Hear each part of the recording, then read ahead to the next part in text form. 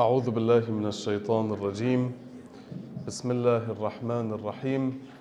وأفضل الصلاة وأتم التسليم على المبعوث رحمة للعالمين سيدنا ونبينا وشفيع ذنوبنا وطبيب نفوسنا أبي القاسم محمد وعلى آل بيته الطيبين الطاهرين. اللهم صل على محمد وآل محمد.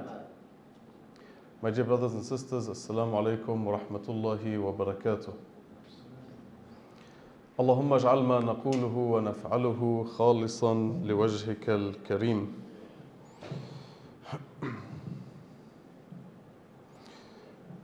إلهنا نعوذ بجلال وجهك الكريم أن ينقضي عنا شهر رمضان أو يطلع الفجر من ليلتنا هذه ولك قبلنا ذنب أو تبعة تعذبنا عليها. First and foremost, I'd like to congratulate the Muslim Ummah, our Maraja', the Imam of our time, for the auspicious birth of Al-Imam Al-Hasan alayhi salam, our second Imam. There's so much we can talk and say about our second Imam, but unfortunately we can gift him, inshallah, the reward of these sessions on his birthday. But for us to continue our series is more important. Inshallah, tomorrow I won't be here, I'll be somewhere else, but I will speak something related to Imam Al-Hasan, so maybe you can watch it online, inshallah. Right. We'll continue with the fifth and sixth attribute that are the attributes of Iblis. We spoke about 4 already, right? Who can name all 4? Quickly. We didn't start the Kahoot yet. I'm just getting you started. The first one, what was it? No. No. Luring people towards sin. The second one was? No. Waswasa. The third one, now you can say Ghafla. Fourth one, yes, decoration, right?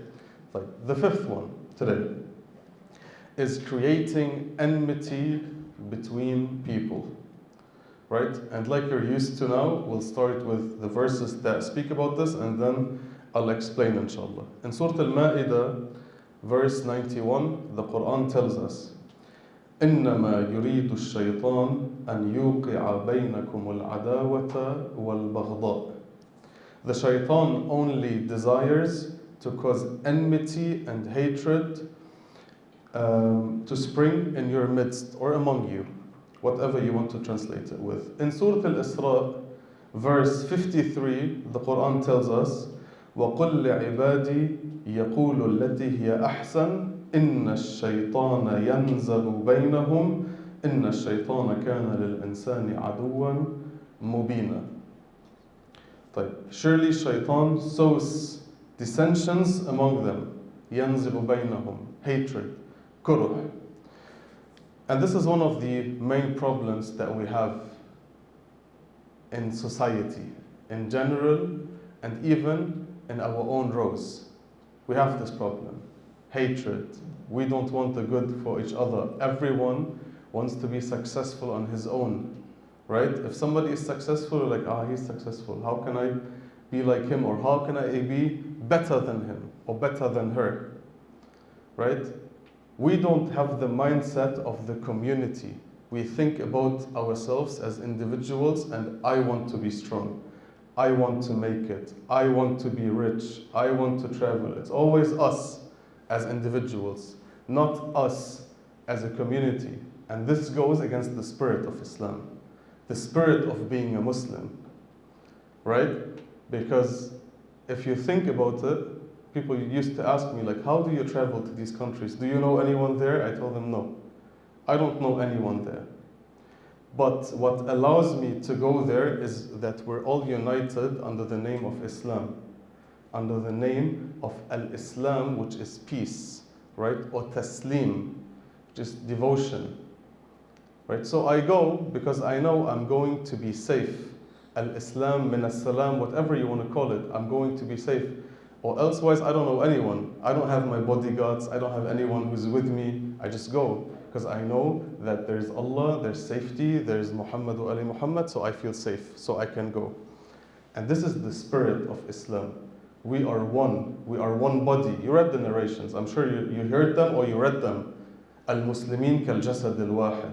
Right? If we want to be one, really one, put aside that we will be the strongest force that exists on earth. If we want to be one, we have to treat each other like one. If somebody is successful, I want the best for him. If I am successful, I should strive to show others how they can be successful. Not for us to fight each other.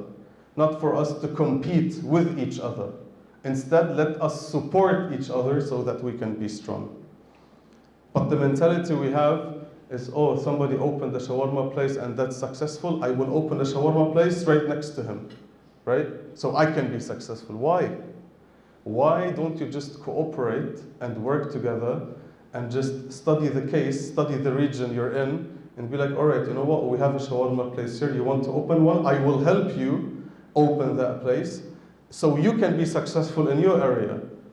When you're successful, I am successful. Your success is my success. No, we don't have this mentality. We want to fight each other. No, he's doing it, I can do it better, and I will do cheaper prices so I can have the customers. Why? But the spirit of Islam, the essence of Islam is for us to be together like one body. Hala, I will read the narrations in a bit and you will understand more what I mean.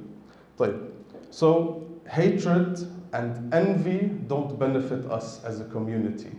They don't. If we want to build a strong community, we look at other communities and we're like, you know, they're strong. Yeah, why are they strong? Because they are together, they work together. They are there for each other, and we don't do that. We don't care. Why? Because Iblis is present. Saying, if you can do it, you can do it better. No. Why? Just love for the other what you love for yourself. When you have this mindset, when you have this mentality, wallahi, you will be successful. Allah will shower His blessings upon you and He will give you more than you deserve. But if you have the mindset and mentality that I want to break the other, I want to be better than the other, Allah won't give you what you want. He might give you that, but you will lose so many things on your way there. You will lose the love of people, you will lose a lot to get there. So just have the mindset of being one, of supporting each other, of being there for each other. Type. And look, I read the narration yesterday, but I just read the second type. Today I will take the third type that Iblis mentions himself, because he says he doesn't have access to you if you do one of these 5 things. So the narration says, قال إبليس خمسة أشياء ليس لي فيهن حيلة وسائر الناس في قبضتي. I read that one yesterday, but I took another part. So in English, there are 5 types of people which I cannot deceive while I have full control over others. And then he says, the third type are those who like for their believing brothers whatever they like for themselves. In Arabic, وَمَنْ رَضِيَ لِأَخِيهِ الْمُؤْمِنِ بِمَا يَرْضَى لِنَفْسِهِ. If you have this mindset, Iblis cannot harm you. Because his goal is to create enmity and hatred between you. If you love for your brother what you love for yourself, Iblis says, I have no job to do here anymore. He will look for someone else. طيب صلوا على محمد وآل محمد.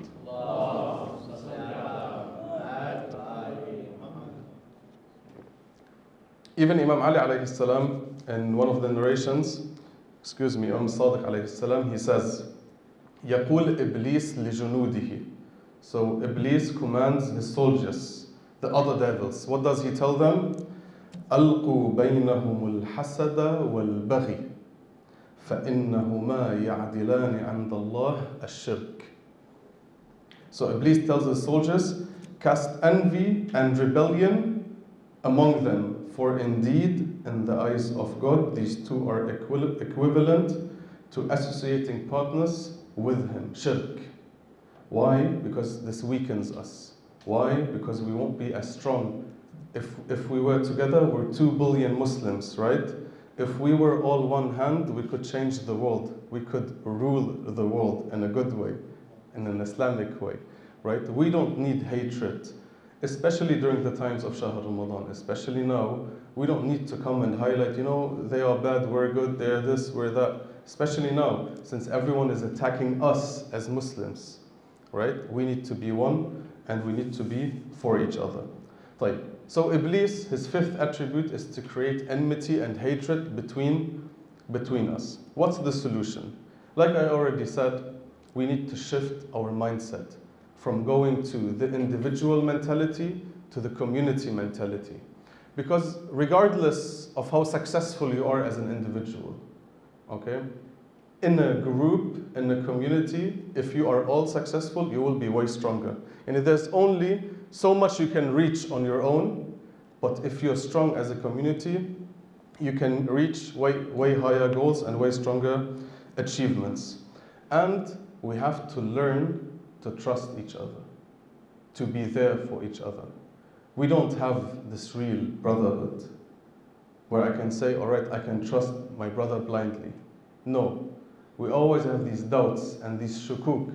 But I looked up a few narrations for you that tell you how you can recognize a real friend and who is a real friend and how to choose a real friend. But there's way more. And if you're interested, you can open the books and look them up. There's many books translated in English now, so you can read them and have more insight. But for example, Luqman alayhi salam, he says, لا تعرف أخاك إلا عند حاجتك إليه. You will not know a real brother until you really need him. When you need him, this is where is he there for me? Will he support me? When I'm on the ground at the bottom, will he still be there for me or no? Because when there's a Zahra, good environments going on, food, iftarat, some people show up, others don't. I'm just kidding. But when there's something like we need to clean the mosque, wallah, everyone is busy. Walaikum salam. Then everyone is busy. Okay, when I need something, when I need somebody to drop me off somewhere, everyone is busy. A real brother, he's there for me. Of course, if he's able to be there, yeah. This is one narration. Another narration says, إذا أردت أن تعلم صحة ما عند أخيك فأغضبه فإن ثبت لك على المودة فهو أخوك وإلا فلا. If you really want to know if somebody is your brother or / your sister, the narration says أخاك. It didn't say أختك. Okay, so I'm just reading the narration the way it is. So then make him angry for the sake of testing him, not for really making him angry. So make him angry. If he still shows love to you and affection towards you, then he is your brother. If no, if he leaves you, wallah, you did a mistake with me. If you want to know if he's a real brother, not somebody you recently met. Like first interaction, you just make him angry, he's not a real brother. Somebody who you really want to test and see, is he my brother for real or no? Then the narration says, فَأَغْضِبُهُ فَإِنْ ثَبَتَ لَكَ عَلَى الْمَوَدَّةِ فَهُوَ أَخُوكَ. طيب. Another narration from Imam al-Sadiq alayhi salam, wa alaykum salam, he says, لا تكون الصداقة إلا بحدودها. Friendship has limitations, right? And then he says, فمن كانت فيه هذه الحدود أو شيء من وإلا فلا تنسبه إلى شيء من الصداقة. He says, if that friend is or has these attributes or limitations, then he is your brother, and if he doesn't, then he is not your brother. Okay, and then he mentions them, 5 things. He says, فأولها أن تكون سريرته وعلانيته لك واحدة. Okay, so that his what he has inside and what he shows you, both states are one. Not that he's in front of you, he has a face, and then behind your back he has another face. If he's with you, if he's real with you, if you know that what is in his batin deep down is the same as what he's showing you, then this is one of the signs that he is your brother. This is one. And then he says, وَالثَّانِيَةِ أَنْ يَرَى زَيْنَكَ زَيْنَهُ وَشَيْنَكَ شَيْنَهُ. Very important. That he sees your adornment as his own adornment. And your shame, which is the opposite of adornment, I looked it up, but now I forgot it, to be honest. It's okay. Like the opposite of adornment, like shaynaka, what's not good. Your bad is his bad, yani. Eh? Shortfalls. There was another word that was more accurate, but I forgot it. خلاص الله يلعن الشيطان. Anyway, طيب. So when he sees your good as his good, this is your brother. And what befalls you negatively in a bad way, he sees that it befell him, then this is your brother.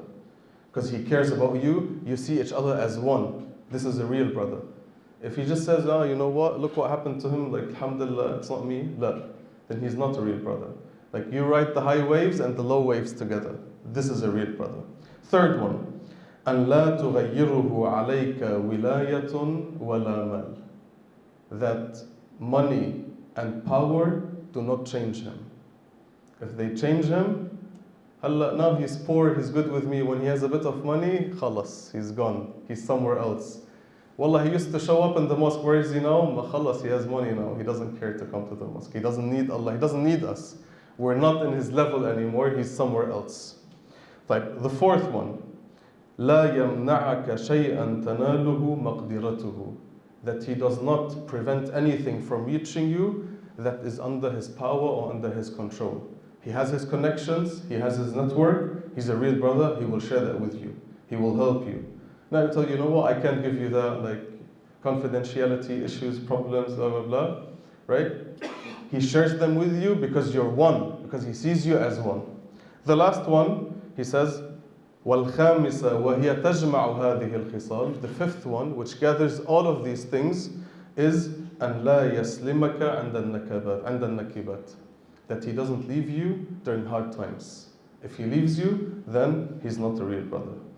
طيب. And the last narration, the Imam says, إِنَّمَا سُمِّيَ الصَّدِيقُ صَدِيقًا لِأَنَّهُ يَصْدُقُكَ فِي نَفْسِكَ وَمَعَايِبِكَ.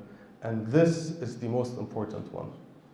It says, a friend is called a friend because he's honest with you about your good things and bad things. And this is what we lack. Trust me, once you're really honest with your brother about the good things and bad things, your relationship will be different. You will grow and you will get closer. The issue is that we don't want to say the truth to our brother sometimes. And wallah, he will take it in a negative way. He won't accept it from me. He will get upset with me. But I know so many stories where two brothers got closer to each other after they spoke truth with each other. After they were honest, after they faced each other about problems. You know what, I have a problem with you, you do 1, 2, 3, 4. They solve it and they become closer. And same thing between sisters. Usually this is not present. It's all like, mujamalat. It's all like beautiful talk, and then when you go home, it's like different talks. But try to be honest and sincere with your brother about issues that you have, about something that annoys you, upsets you. And if he's really understanding, if he's a real brother, he will accept it. If he doesn't accept it, if she doesn't accept it, then they're not a real brother. So I want to finish this whole point with a story, because we're speaking about us being one and being there for each other. There's a beautiful short story with a lesson. The story goes as follows. The story goes that there was a young man whose name was Ibrahim. Ibrahim was the son of a jeweler, and he used to go to school, and he had a very good friend. He had many friends, but he had one that was special to him, and his name was Yusuf. So Ibrahim was a very nice kid, very humble, very friendly, and he was very close with Yusuf. And since his dad was a jeweler, they had a lot of money, they were well off. But after a while, his father got sick and ill, and he passed away. So they had to close the shop. Ibrahim graduated from school and everything. And then after a while, they fell into poverty, deep poverty. So Ibrahim, as a young man, he didn't know what to do. He was trying to look for help, find solutions.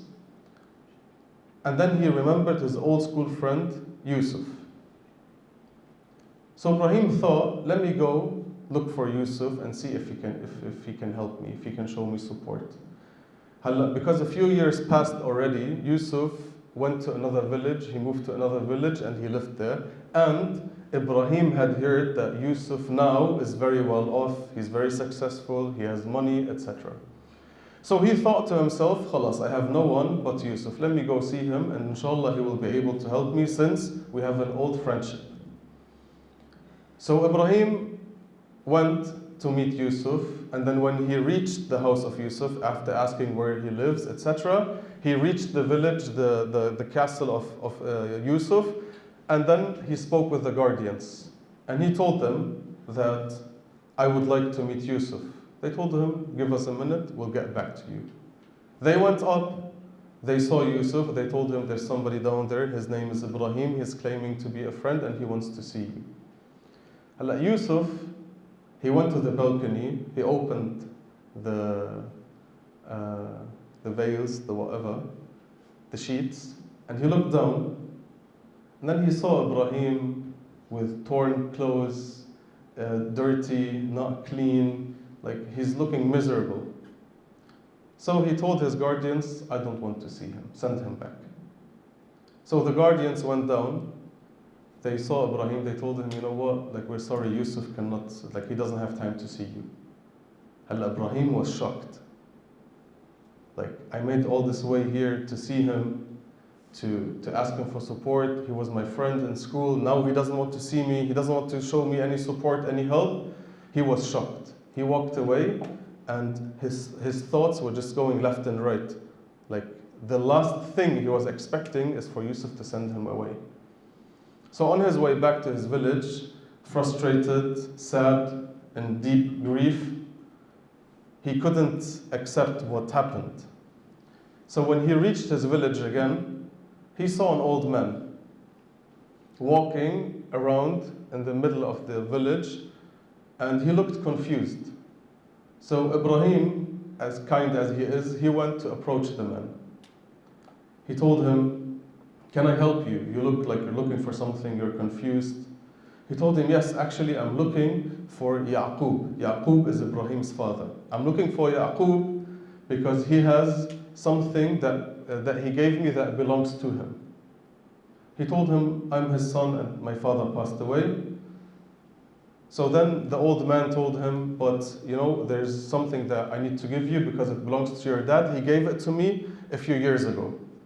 So he gave him a sack of jewels, and it was a sack that was worth a few hundred gold coins, whatever we want to call it, right?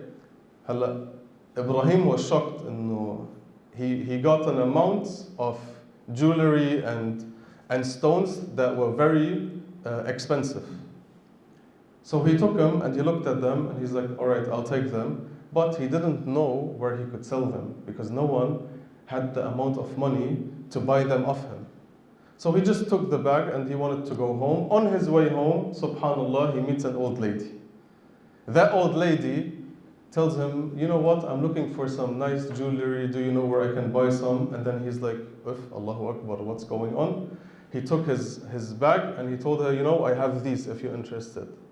And then she said, this is exactly what I'm looking for. This is exactly what I want. I know it's hard to believe, right? But wait till the end.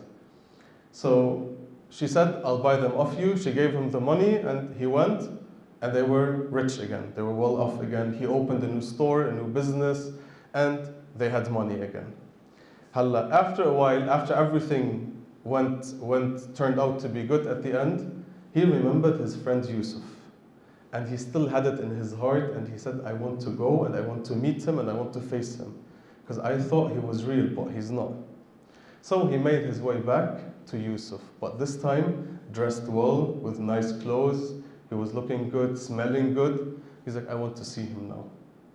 So on his way to meet Yusuf, when he reached the castle, he saw the guardians. They didn't even ask him where you're going. They just opened the gate and he entered.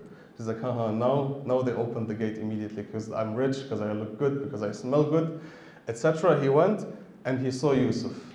Yusuf was sitting up there. Before he even said a word, Ibrahim went and shouted at him. He's like, I thought you were a good friend. I thought you would support me, you would help me. When I came a while ago, and I was in a miserable state, you refused to meet me, you refused to see me, you refused to help me. But now, since I'm coming and I'm well off, you accepted me, and I can meet you and I can see you. What happened to our old school days? What happened to our friendship? What happened to everything? He was just shouting at him the whole time. And then when he was done, Yusuf looked at him and he told him, can I say something? He told him, sure, what is it? He told him, I'm your real friend. I'm a real friend and I really care for you and I really love you. And then he told him, when you came to me a few months ago and I saw you in that state, it broke my heart. And I didn't want to let you in and for you to ask me for help, and you were always the one that was well off. So I wanted to help you indirectly. I didn't want you to come in this state and stand in front of me and ask me for help. I knew that this would break you, and I didn't want to break you. So I sent you away because I couldn't bear seeing you in front of me in this situation. So instead, I sent this old man with his jewelry that was for your dad. I sent him. And I sent this old lady to buy them off you, because I wanted to help you without you wasting the water off your face, we say in Arabic, right? I wanted to help you indirectly. I really care for you, I really love you, and now since you came in a good position, I wanted to see you in this way, because this is how I'm used to see you always. And then Ibrahim was shocked. Like, all this time, I thought that he's not a friend. He didn't want to support me. He didn't want to help me, but he was helping me. It was because of him. So the lesson that we need to take is always have husn al-dhan, right? Always think good of your brother. Don't rush immediately to think bad of him. Oh, he didn't want to help me. Why did he react in this way? Why did he say that? Why did he do that? Why did she act in this way? Maybe they have good intentions and you do not know. This is the lesson of the story. This is how we should be, not hatred and enmity. Husn al-dhan, when we do that, we will be successful as a community. This is the lesson we need to take. This is the story I wanted to finish off. The fifth attribute, I'll go to the sixth one. After your salat ala Muhammad wa ali Muhammad.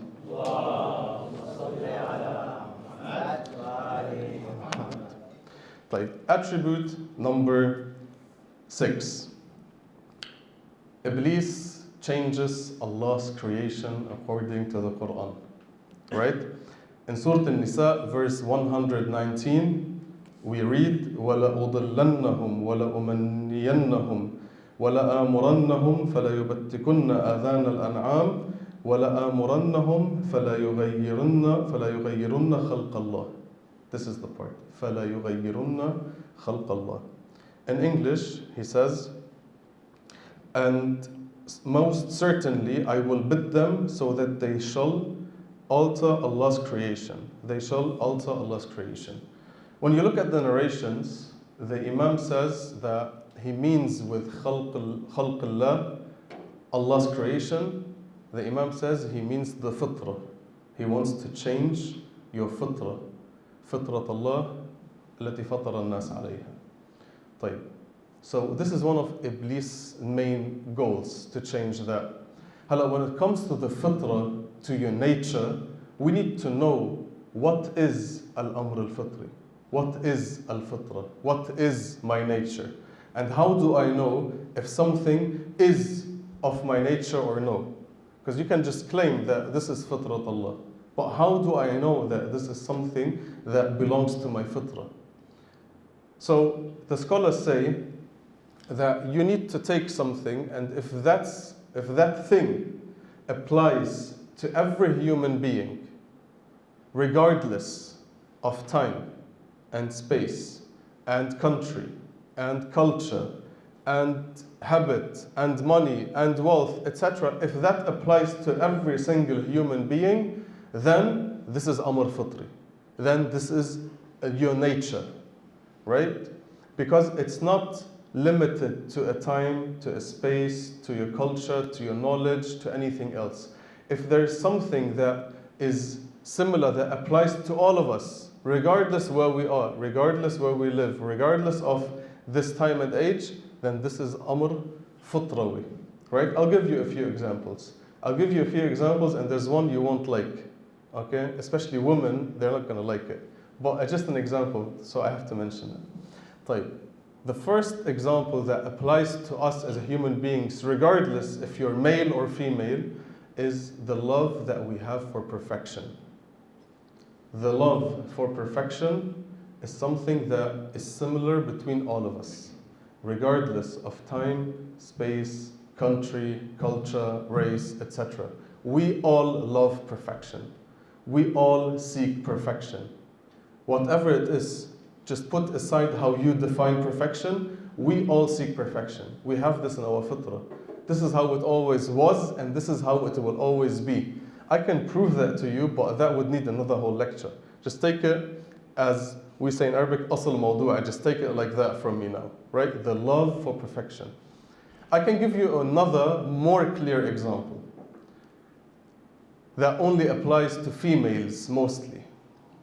The other example is that we find that women, or let's say mothers, have love to their child, to their baby, to their newborn, whatever it is.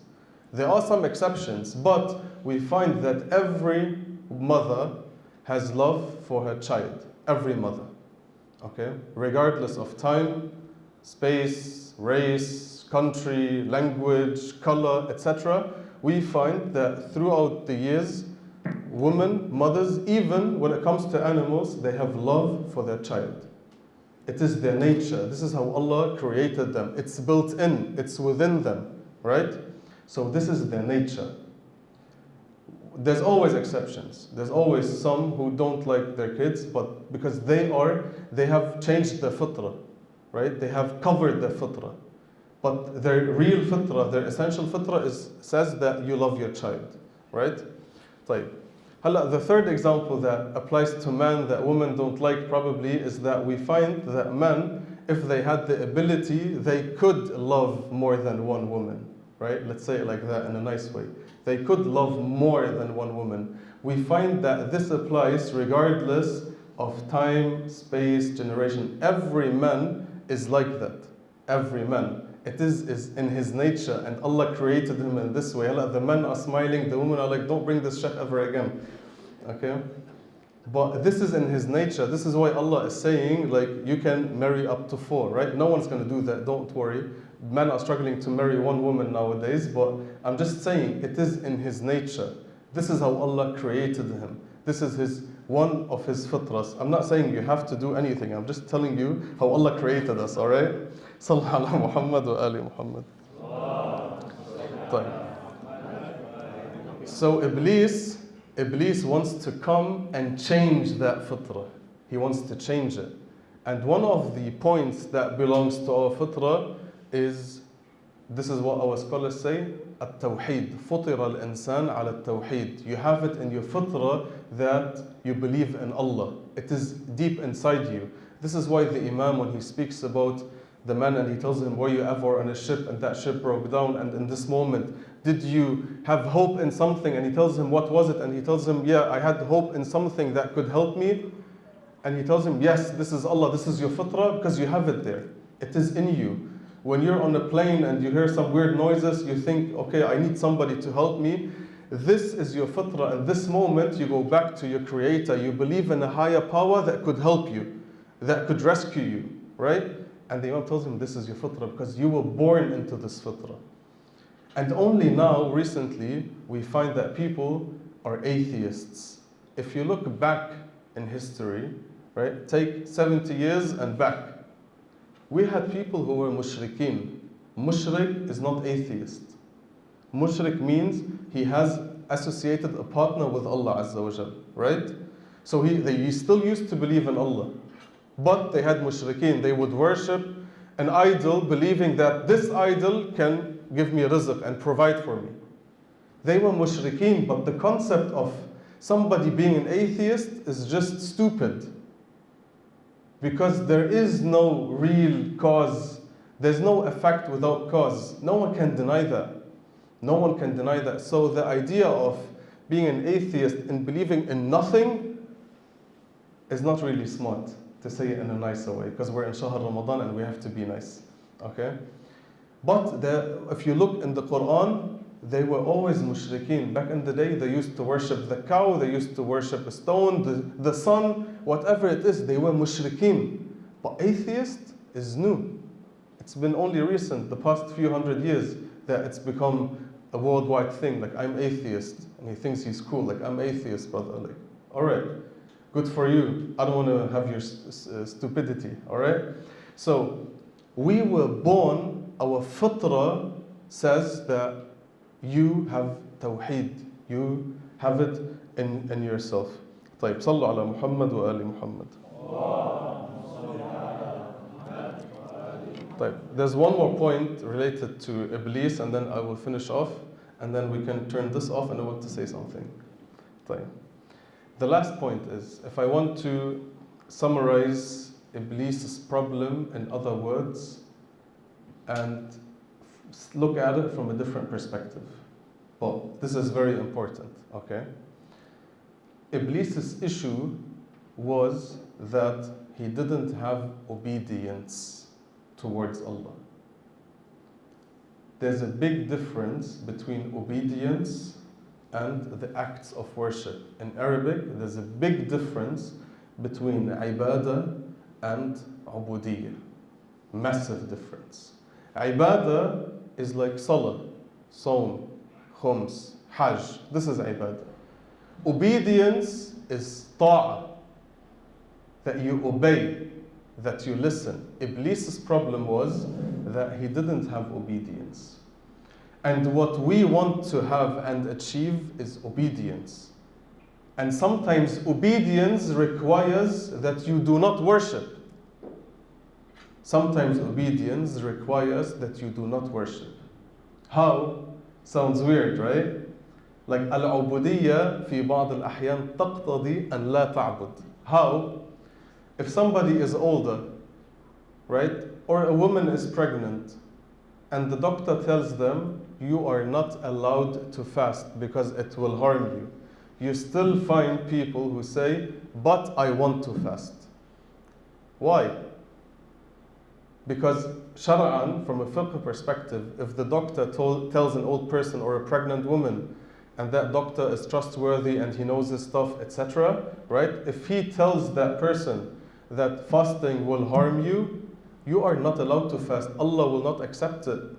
You are not allowed to fast. So obedience in this case means you do not worship out of obedience.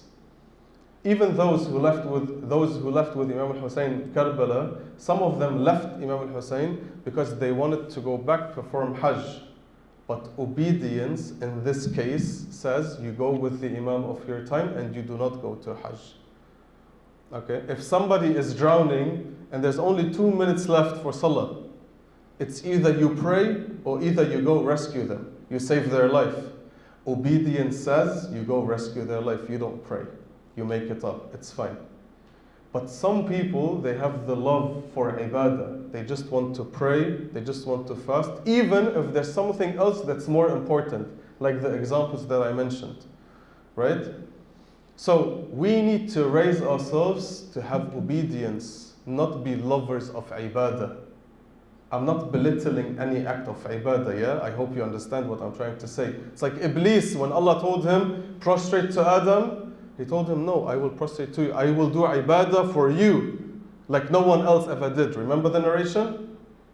But Allah, He wants to be worshipped in His way, as He wishes. So Iblis didn't show obedience. He didn't show ta'ah. He wanted to worship the way he wanted to worship Allah Azza wa Jal, the way he saw best. But it's not about what you see best. It's not about you praying, even if there's something else that's more important. I know it sounds weird, but this is the essence. Yani, if ubudiyyah requires you to pray, you pray. If ubudiyyah requires you to do something else, you do something else. It's about ubudiyyah and showing obedience to Allah Azza wa Jal. This is what we need. This is what the Imam needs when he comes back. This is what we really need, because there's so many people who worship. How many people do we have that pray and fast? Plenty. But how many people do we have that are willing to show full obedience? I'm sure there's not many. We have many who claim I'm Muslim, but are you really willing to practice everything and show obedience in everything? As a Muslim or no, that's something else. We pray because it's convenient, it's good. Like, just takes 5 minutes and there's no harm. But the Imam says, وَلَوْ أَضَرَّتِ الصَّلَاةِ بِسَائِرِ مَا يَفْعَلُونَ بِأَبْدَانِهِمْ وَأَجْسَادِهِمْ لَتَرَكُوهَا وَلَرَفَضُوهَا كَمَا رَفَضُوا أَسْمَى الْفَرَائِدِ وَأَشْرَفِهَا, which is Amr bil Ma'ruf and Munkar. He's saying, if prayer would cause harm to you, you would leave it, you would take it, you wouldn't do it. Just like how you refrain from speaking up and committing or practicing Amr bil Ma'ruf and Nahy anil Munkar. Right? So many people, they are afraid to speak up for Palestine. They are afraid to go on the street. Maybe not in Australia, because mashallah, big protests here, but somewhere else they are afraid. They might lose their job, so let me just sit at home and pray. But if prayer would cause them to lose their job, they would stop praying as well. But because it's a different type of ibadah, you can pray at home, no one knows, all right, but for you to speak up, to speak up for justice, that might, like, you might get your bank account frozen. Khalas, that's a problem, I don't want to do that. So we need to show obedience. We need to train ourselves to show obedience towards Allah Azza wa Jal. This is the most important point. Walhamdulillah Rabbil Alameen wa sallallahu ala Muhammad wa alihi at-tahirin.